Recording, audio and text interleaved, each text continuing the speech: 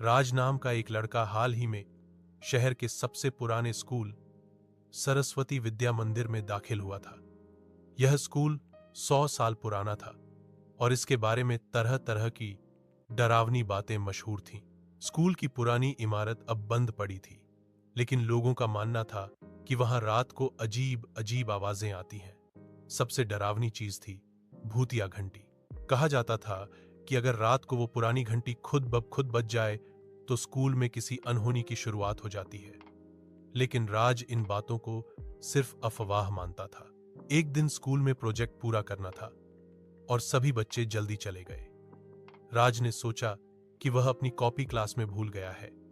जब वह वापस लौटा तो नई इमारत बंद हो चुकी थी। उसे याद आया कि उसकी क्लास आज पुरानी बिल्डिंग में लगी थी। वह झिझकते हुए पुरानी इमारत की तरफ गया। दरवाजा पुराने जमाने की तरह खुद ही धीरे धीरे चरमराता हुआ खुला।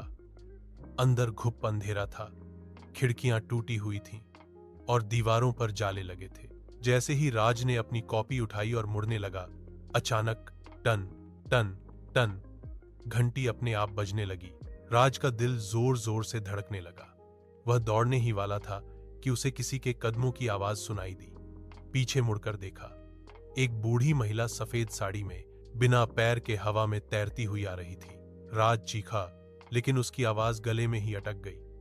वह तेजी से दरवाजे की ओर भागा, लेकिन दरवाजा अपने आप बंद हो चुका था। अचानक घंटी और तेज बजने लगी और कमरे की सारी लाइट्स झपकाने लगी। तभी एक तेज हवा का झोंका आया और सब कुछ शांत हो गया। सुबह स्कूल स्टाफ ने देखा कि राज बेहोश हालत में पुरानी बिल्डिंग के बीचों बीच पड़ा था। उसके हाथ में वही कॉपी थी, लेकिन उस पर लिखा था, अब अगला कौन। तब से किसी को उस पुरानी बिल्डिंग में जाने की हिम्मत नहीं हुई और भूतिया घंटी अब भी कभी कभी रात को बज उठती है।